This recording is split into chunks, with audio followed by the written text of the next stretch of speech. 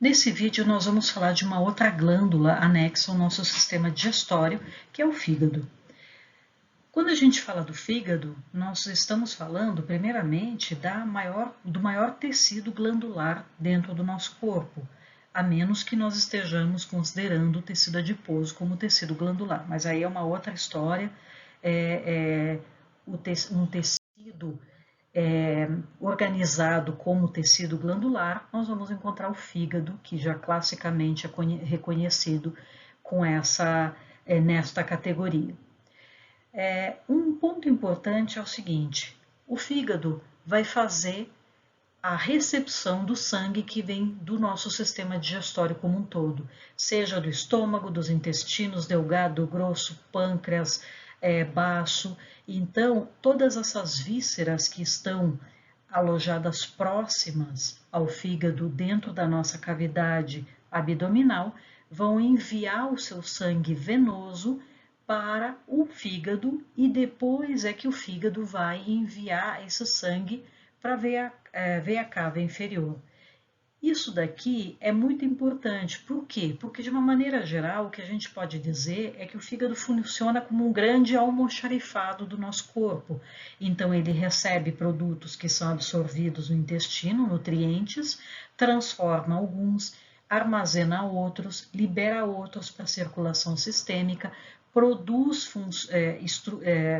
proteínas, produz alguns outros componentes, como o próprio lipídios, né, ou próprio até colesterol, transforma substâncias, faz a depuração de algumas substâncias que podem ser tóxicas dentro do nosso corpo, transforma álcool, transforma medicamentos. Então ele faz a produção de uma série de substâncias e a detoxificação, criando então uma primeira barreira. Quando nós nos alimentamos, absorvemos uma série de alimentos, esses alimentos, com exceção das gorduras que estão indo por uma ponte criada pelo nosso sistema linfático, as outras substâncias vão para o fígado trabalha elas e depois libera para o nosso corpo. Então ele funciona como uma primeira barreira, fazendo então essa seleção do que fica, do que é estocado e do que é eventualmente perigoso para nós. Além disso, ele tem uma função endócrina, então acaba produzindo uma série de substâncias. Existe classicamente, se falava que o fígado era apenas exócrino, hoje nós sabemos que pela quantidade de substâncias e mediadores que ele produz e libera na nossa circulação sanguínea, ele também tem uma função endócrina. Além disso, por estar como uma barreira de frente para essas substâncias que nós recebemos do nosso sistema digestório, das substâncias que são absorvidas, ele também tem uma função imune. Então, ele tem células especializadas, que são chamadas de células de Kupfer, que vão remover algum micro-organismo que possa ser maléfico, alguma substância que possa não ser bem desejável dentro do nosso corpo, e essas células de Kupfer vão fazer essa remoção. Em termos, então, gerais, nós podemos dizer que o fígado faz detoxificação, então ele detoxifica ou ele processa alimentos, bebidas, substâncias contidas em alimentos, em bebidas ou qualquer outra substância da qual a gente se alimente que possa ser tóxicas. Então, nós temos muitas enzimas hepáticas capazes de fazer esta função. Um exemplo clássico é a enzima que vai destruir ou tirar essa atividade tóxica do álcool, né? Que é a álcool desidrogenase. Quem tem menos álcool desidrogenase, seja porque o fígado não funciona tão bem, ou seja porque é uma composição genética diferente, essa álcool desidrogenase não funciona tão bem ou não é tão eficiente, a pessoa é menos resistente ao álcool. Armazenamento, então ele vai receber todas essas substâncias que vêm a partir da nossa absorção do sistema digestório e vai funcionar como um depósito de gorduras, de vitaminas, de açúcares, ele é uma fonte, ele é um estoque de energia. Além disso, a terceira função vai ser de produção, então produz uma quantidade enorme de proteínas, de substâncias que são importantes para carregar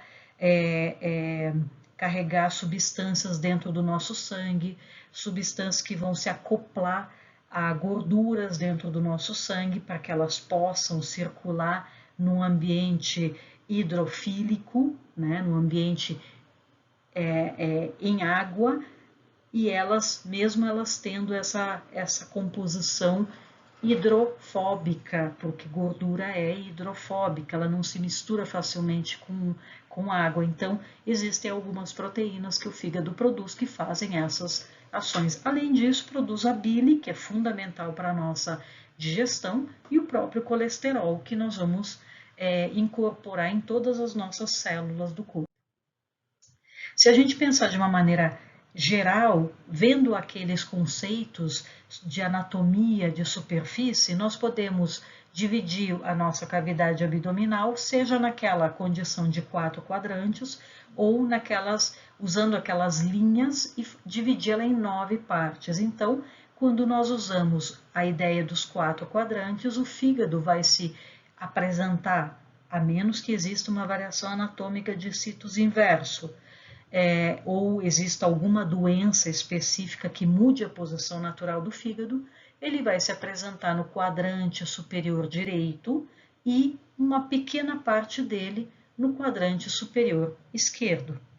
Se nós usarmos como localização aquelas 4 linhas, então, para dividir em 9 quadrantes, nós vamos encontrar que o fígado ocupa o hipocôndrio direito, ocupa o epigástrio e, eventualmente, em alguns indivíduos, pode chegar até um pouquinho do hipocôndrio esquerdo, em condições normais. Nós vamos ver que existem situações em que o fígado aumenta de tamanho.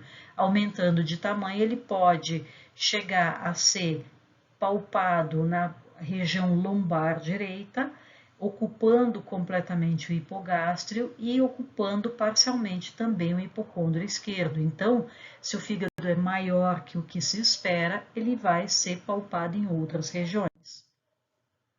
E essa palpação utiliza muito a borda inferior das costelas como uma referência importante, sabendo que o hipocôndrio direito, então, está abaixo dessas últimas costelas e o epigástrio, a região epigástrica está próxima aqui do processo tifoide. Então, se nós percebermos o fígado muito abaixo dessa margem inferior das costelas, nós já vamos ter uma ideia de que esse fígado está com um tamanho maior do que o normal.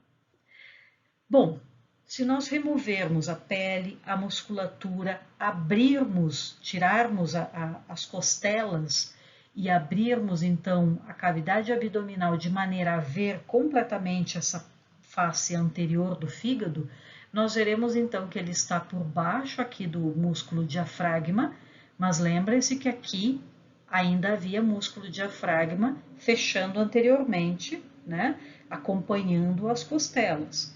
Então, nós temos uma face que nós chamamos de uma face diafragmática. Ela está em contato com o diafragma, seja aqui superiormente, lateralmente à direita ou anteriormente. Então, essa face diafragmática, ela pode ser essa porção anterior superior, né, antero-superior, e uma área que a gente chama de área nua. Por que a gente chama de área nua? Porque essa região toda aqui, anterior e superior, vai ser revestida pelo peritônio. Então, eu tenho o peritônio envolvendo internamente o diafragma e virando e envolvendo o fígado. Agora, numa porção bem superior, eu não tenho nada separando o diafragma e o fígado. Então, essa é uma face nua, uma área nua bem aqui em cima, onde eu não tenho peritônio entre o diafragma e o fígado. E depois nós vamos ter uma outra face, que na verdade seria uma face inferior ou posterior.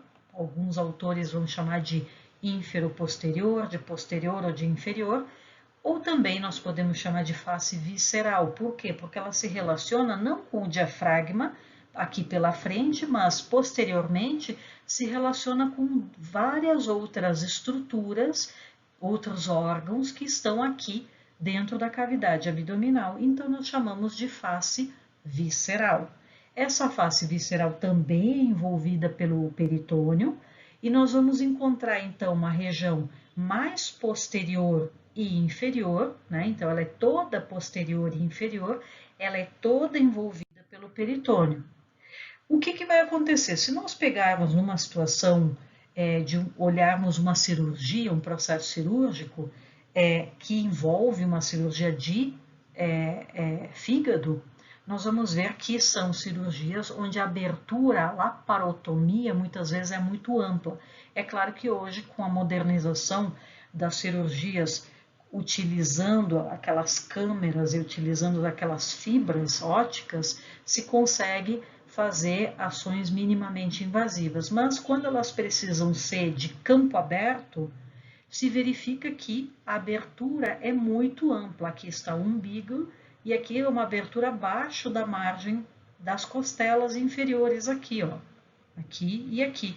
E aqui nós conseguimos ver um pouquinho, então, da margem do fígado.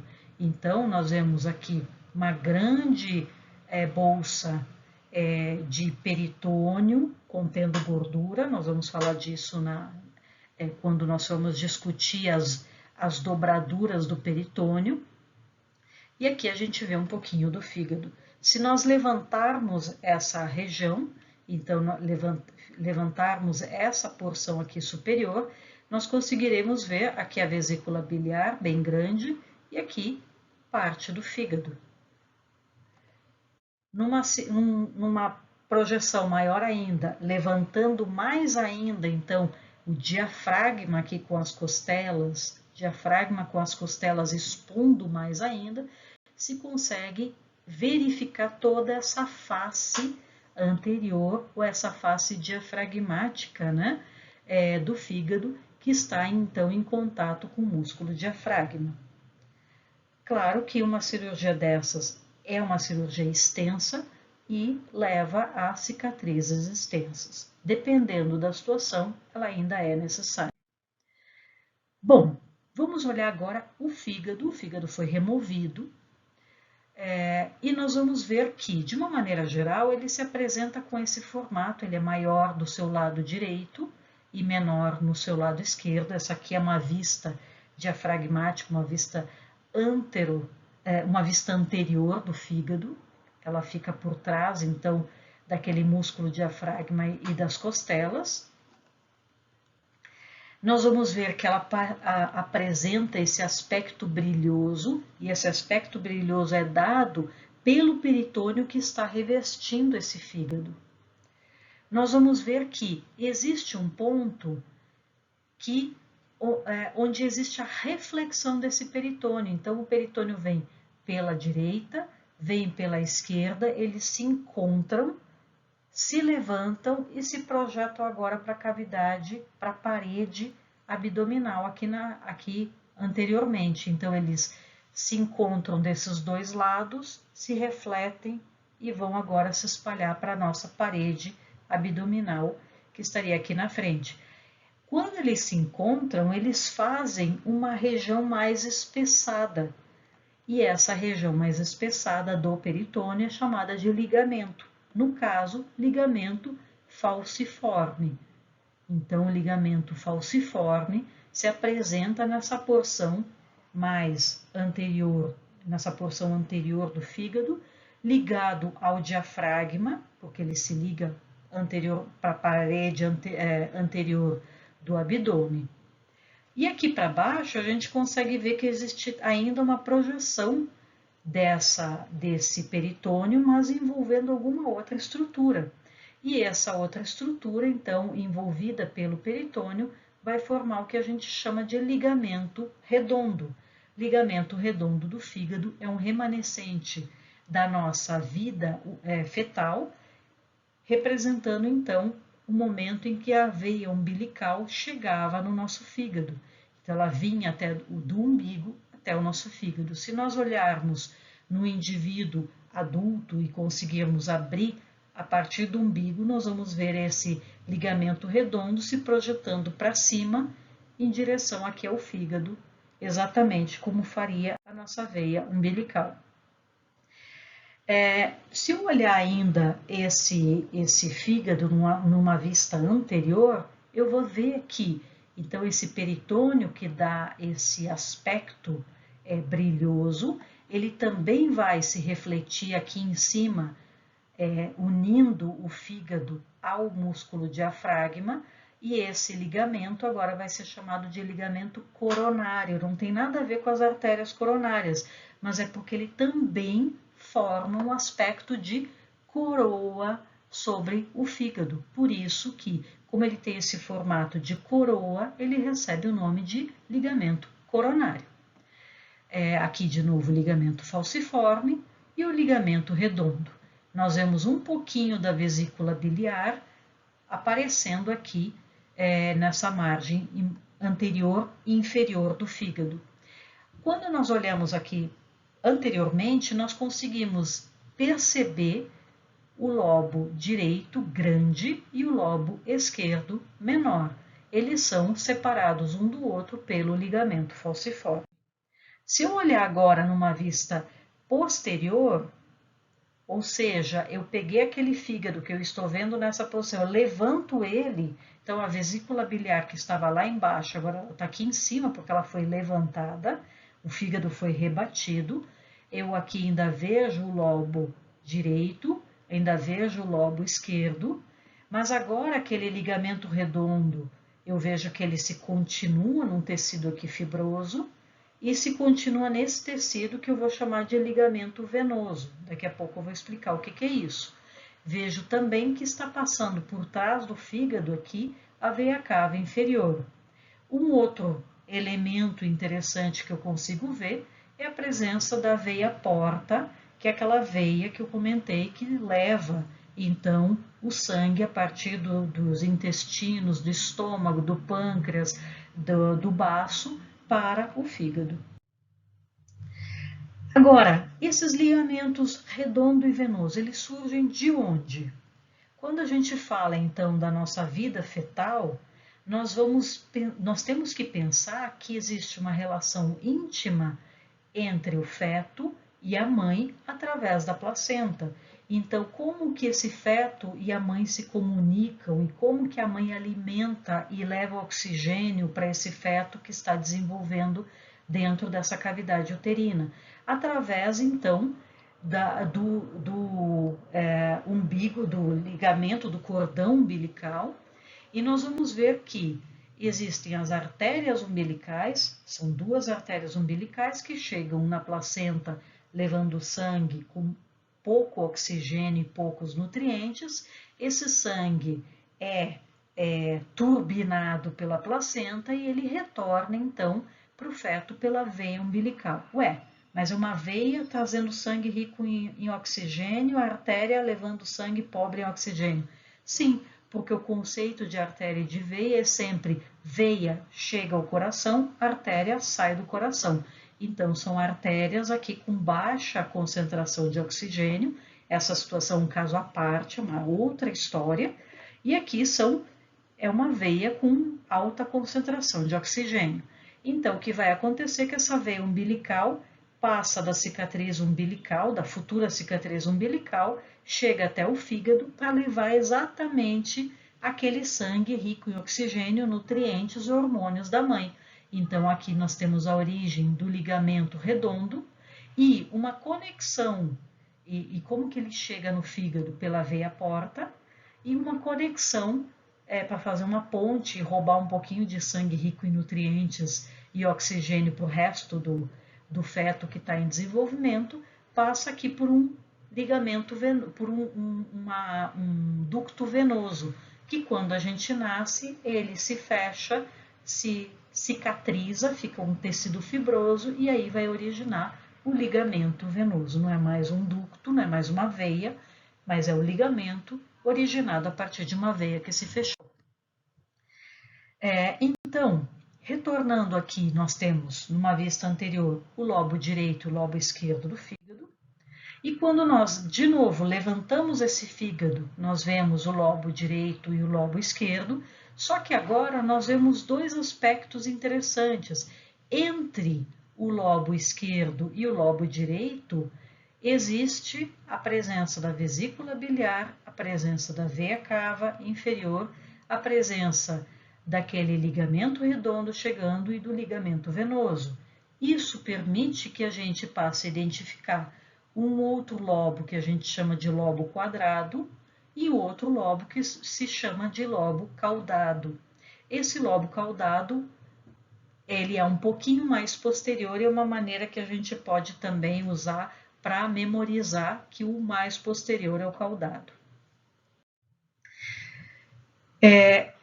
Além disso, né, nós temos que entender que chegam ao fígado suprimentos, chegam e saem, né, vasos sanguíneos.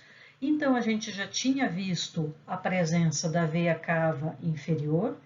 Nela, é importante a gente lembrar, desembocam as veias hepáticas, então a gente não consegue ver as veias que estão levando o sangue para fora do fígado. Por quê? Porque elas imediatamente desembocam dentro da veia cava inferior assim que ela passa por trás do fígado. Ela é praticamente envolvida pelo fígado. Então, se a gente dissecar, a gente vai ver essas veias. Se a gente não dissecar, a gente sabe que elas estão ali, mas não consegue ver. O que mais? Nós temos um sangue chegando ao fígado pela artéria hepática comum. Então, o sangue chega ao fígado pela artéria hepática comum, sai do fígado pelas veias hepáticas. Mas a gente tem que lembrar que existe uma circulação especial, que vai ser discutida num outro momento, que é a circulação porta. A circulação porta é dada pela veia porta. A veia porta hepática está trazendo então o sangue a partir dos intestinos, estômagos, pâncreas, baço, para o fígado. Então, rico em nutrientes e rico em substâncias que eventualmente precisam ser processadas, detoxificadas e tudo mais. Então, essas substâncias vão passar pelo fígado antes de serem depois, desse sangue ser depois jogado para a circulação sistêmica através das veias hepáticas na veia cava inferior. Então, aqui tem um esquema da circulação porta-hepática, onde nós vemos o sangue que está drenando os vários órgãos do tubo digestório ou associados a ele, drenando então nessa veia porta e essa veia porta se dirigindo ao fígado. O que é importante é que a gente tem uma relação muito grande, então, dessa veia porta e da artéria hepática comum com os ductos do fígado. Que ductos são esses? Macroscopicamente, o que nós vemos é um ducto que está aqui se dirigindo para o intestino delgado, aquela porção inicial que a gente chama de duodeno, então o ducto colédoco, e esses outros ductos aqui, que depois nós vamos falar mais especificamente. Então, nesse momento, né, nós vamos ver que a partir do ducto colédoco, que se relaciona tanto com o ducto cístico como o ducto hepático comum, nós temos a formação de uma estrutura com três organizações diversas, com três naturezas diversas. Uma estrutura que está transportando sais biliares, uma estrutura que está trazendo sangue arterial e uma estrutura que está trazendo sangue venoso. A partir daí, desde essa região do hilo do fígado, né, que é essa região por onde entram essas três estruturas, ou saem essas três estruturas, nós temos a chamada tríade portal. Então, a tríade portal é a tríade, os três elementos que se organizam junto com a veia porta: artéria hepática, veia porta e ducto colédoco, ou ducto hepático. O que é importante? Quando a gente sair começar a entrar no fígado, nós vamos ver que existe uma organização muito grande dentro desse fígado. Esse fígado é dividido em várias regiões internamente, não apenas no lobo direito, no lobo esquerdo, no lobo quadrado e no lobo caudado. Eu vou ver que o lobo direito tem outras subdivisões, o lobo esquerdo, idem. E eu vou ver que cada subdivisão leva essa tríade portal subdividida. Então, cada subdivisão que eu vejo no fígado leva um ducto arterial, um ducto venoso portal e um ducto biliar. Por que isso é importante? Porque quando eu junto essa anatomia macroscópica com a microscópica, eu vou ver que a tríade portal se divide de tal maneira que ela chega até a unidade funcional ou estrutural e funcional do fígado. Essa unidade é chamada de lóbulo hepático, uma estrutura histologicamente com um aspecto hexagonal, formada por vários cordões de hepatócitos, de células hepáticas, que se distribuem então nessa disposição hexagonal, e todas elas confluem aqui para o meio por uma grande veia central. Se eu olhar agora um esquema que facilita a nossa vida, eu vou ver isso daqui. Eu vou ver uma repetição da tríade portal em cada ponta do hexágono. Artéria, ramo da artéria hepática comum. Veia, uma subdivisão da veia porta hepática. Ducto biliar, uma subdivisão do ducto hepático comum. Então, eu tenho a tríade portal representada em cada segmento. O que acontece? Essa tríade portal nutre cordões de hepatócitos, então as artérias trazem nutrientes e oxigênio e hormônios. A veia porta, né, as divisões da veia porta trazem nutrientes e substâncias vindas do sistema digestório. Então, essas células fazem o processamento e elas, durante esse processamento, vão misturar esses dois sangues e vão jogar tanto o sangue que foi utilizado como nutrição, em termos de oxigênio e de hormônios, como o sangue que foi utilizado como nutrição em termos de sistema digestório, elas desembocam esse sangue nessa veia central e o sangue dessa veia central vai confluir para tributárias, que são vasos menores, que se desembocam em vasos maiores, que desembocam em vasos maiores, cada vez maiores, até a gente chegar naquelas veias hepáticas. Então, tributárias são aquelas que dão o seu tributo a uma veia maior, elas desembocam na veia maior. E a partir disso, esses hepatócitos produzem várias substâncias, algumas eles jogam no sangue e outras eles jogam no ducto biliar. Esse ducto biliar conflui de forma contrária, indo até o ducto hepático comum. Então, a tríade portal tem o ramo da artéria hepática, uma divisão, uma tributária da veia porta e uma divisão do ducto biliar. Então, eu poderia pensar o seguinte, a partir do hilo hepático, eu tenho aquela tríade portal dividindo muitas vezes e de forma correspondente e em outro sentido, eu tenho o sangue sendo levado agora embora para as veias hepáticas que depois vão desembocar na veia cava inferior. Bom, aquela bile que foi produzida e liberada nos ductos biliares, ela é importante porque, primeiro, quem produz a bile é o fígado, não é a vesícula biliar. Então, ela é sintetizada pelos hepatócitos. Importante, nós precisamos de colesterol para produzir bile. Então, nós usamos colesterol da dieta para produzir essa bile. Como é que ela funciona? Ela funciona como um detergente que vai reduzir o tamanho daquelas gorduras. Ela vai emulsificar as gorduras, produzindo gotículas cada vez menores, facilitando depois a ação das lipases que estão chegando depois, lá no processo de digestão, lá no intestino delgado. Além disso, os sais biliares vão ser importantes, por quê? Porque eles são capazes de ser reciclados. Nós reabsorvemos eles do íleo e reutilizamos. Agora, essa bile que é produzida continuamente é armazenada onde? Nós produzimos em torno de 900 ml de bile por dia, então é uma quantidade enorme, o fígado é grande. Nós produzimos muita bile. Essa bile é continuamente secretada e armazenada na vesícula biliar. Só que a vesícula biliar não compõe, não consegue comportar 900 ml. A vesícula biliar tem um volume aproximado de 30 a 50 ml por dentro. Então, como é que nós fazemos isso?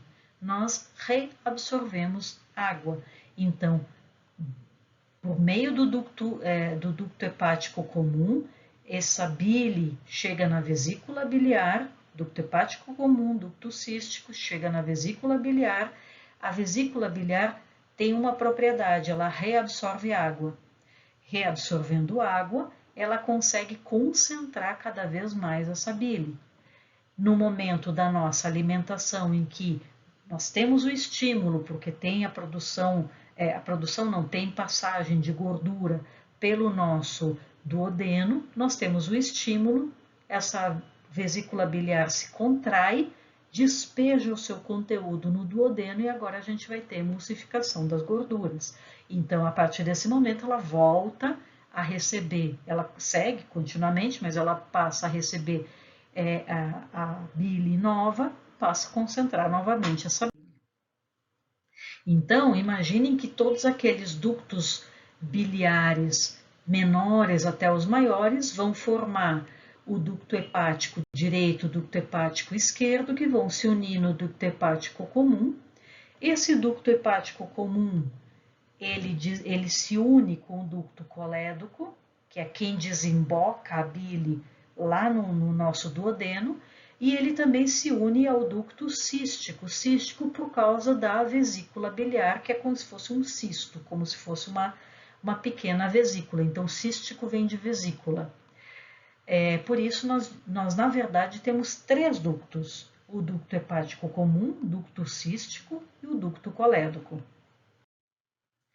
Olhando agora macroscopicamente essa estrutura, eu vejo o seguinte: o ducto hepático comum, ele desemboca aqui ele é uma via comum, ele tem uma via comum, ducto colédoco ou ducto cístico.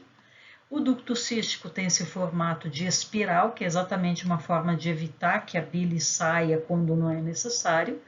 E aqui é a vesícula biliar, que vai fazer a reabsorção de água. Quando essa bile sai, seja do fígado diretamente ou da vesícula biliar, ela passa pelo ducto colédoco, chega nessa porção aumentada, alargada, que a gente chama de ampola hepatopancreática, e ela se abre no duodeno, naquela papila duodenal maior. Então, ao se abrir na papila duodenal maior, aqui é uma radiografia onde se colocou contraste a partir então dessa ampola hepatopancreática, se consegue ver direitinho o ducto colédoco, o ducto cístico, a vesícula biliar, ducto hepático comum e as suas ramificações já dentro do fígado. Então a gente vê que existe essa comunicação muito grande de ductos, né? E que vão permitir a passagem, seja da bile em direção à vesícula biliar, seja em direção contrária, quando tem que despejar então esse líquido, essa bile concentrada aqui para o ducto colédoco. Existe um sistema de esfíncteres que impede então que essa bile retorne para o ducto hepático comum. Existem algumas doenças associadas, então é bastante comum se encontrar a formação de cálculos, de pedras, né, como são comumente chamadas, na vesícula biliar ou dentro dos ductos biliares. Isso muitas vezes associado à idade ou à obesidade, ou também a hábitos de vida ou algumas condições hereditárias. Existe uma alteração, então, dos constituintes da bile, existe muitas vezes a diminuição da motilidade da vesícula, e aí quando a vesícula se move menos, contrai menos para expelir com eficiência os seus sais biliares, ela pode acabar permitindo que algumas areiazinhas permaneçam e agreguem outras areiazinhas, formando cálculos maiores. Então, aqui numa imagem de ultrassom, se consegue ver a vesícula biliar cheia e várias bolinhas aqui dentro. Cada uma dessas bolinhas são cálculos biliares. Se a gente pegasse uma vesícula biliar repleta de cálculos e abrisse uma parte dela, poderia encontrar isso, um único cálculo, vários cálculos grandes, que não conseguem mais passar pelo ducto cístico nem pelo ducto colédoco, ou cálculos menores. Cálculos menores muitas vezes conseguem ser removidos, né? Conseguem ser expelidos. Muitas vezes, ao serem expelidos, provocam muita dor e a pessoa vai procurar um atendimento médico exatamente porque ela sente muita dor em regiões específicas que vão ser percebidas como características de. Existem outras doenças, mas isso daqui é muito específico, a gente vai passar. E aqui eu gostaria mais de falar de um ponto que interessa muito atualmente, que é uma das doenças hepáticas que mais acomete a população hoje, é o chamado popularmente de fígado gordo. É o acúmulo de gordura no fígado. Então aqui estaria representado um fígado normal, e o fígado que acumulou gordura, ele muda o seu tamanho e o aspecto, a sua coloração e o aspecto histológico dele. Então aqui imaginem numa situação em que esse fígado começa, ele está normal e ele vai acumular gordura. Esteato vem de gordura. Então, esteatose hepática é acúmulo de gordura no tecido hepático. Então, nós temos um fígado saudável, com aspecto normal e função normal. O indivíduo começa a ingerir muito alimento gorduroso, por exemplo, ter uma alimentação completamente errada, e começa a ter aquilo que a gente chama de doença hepática gordurosa não alcoólica. Por que não alcoólica? Porque quem é alcoólatra também tem um aporte energético muito grande, porque o álcool é utilizado e fornece muita energia.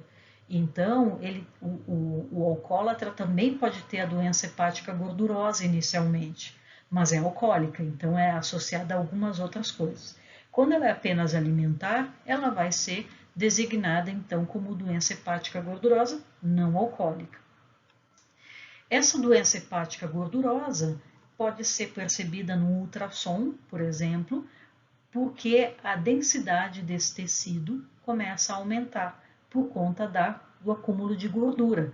Então, se nós conseguíssemos entrar na cavidade abdominal e olhar o aspecto que esse fígado tem, ele começa a ficar mais claro. Ele é um marrom bem escuro, bem arroxeado, por conta da quantidade de sangue também, e ele começa a ficar com um aspecto mais claro por conta do acúmulo de gordura. Então, existe uma forma que a gente chama de mais benigna e uma forma, né, que a gente chama de mais maligna. A esteatose propriamente dita é essa forma mais benigna. Então, o fígado segue a acumular gordura, existem vários graus de esteatose, e existe uma parte desses graus de esteatose que são reversíveis. Então, tem um tanto da esteatose que pode ser retornado. Então, muitas vezes, uma reeducação alimentar e algumas atividades, a medicação, eventualmente, se for necessário, permite que a pessoa retorne ou regrida alguns graus dessa lesão hepática. E existe essa forma mais agressiva ou menos benigna. Então, nós vamos ter uma esteatose inflamada. Então, quando o fígado inflama, nós temos uma condição de hepatite. Então, a esteatose associada à hepatite já é uma condição mais maligna e que, se continuar desenvolvendo, ela pode terminar num processo que a gente reconhece como cirrose. Isso é irreversível. Então, muitas vezes a pessoa diz, ah, eu só estou comendo gordura, não estou fazendo nada demais, pelo menos eu não bebi. Mas essa pessoa pode também inflamar o fígado e desenvolver uma cirrose. Da esteatose não inflamada para cirrose, eu não tenho elementos para dizer para você se também existe essa possibilidade ou não. Então, só para a gente comparar rapidamente, o fígado normal e o fígado gordo aumenta de tamanho, então vocês veem aqui, o fígado normal, ele está presente nessa ressonância aqui no lado direito e um pouco, né, naquele quadrante superior esquerdo. Isso aqui é um corte transversal, então não consigo dizer o que é superior e o que é inferior. Mas o que eu consigo ver é que um fígado com esteatose ocupa muito mais volume e se projeta mais ainda para a esquerda.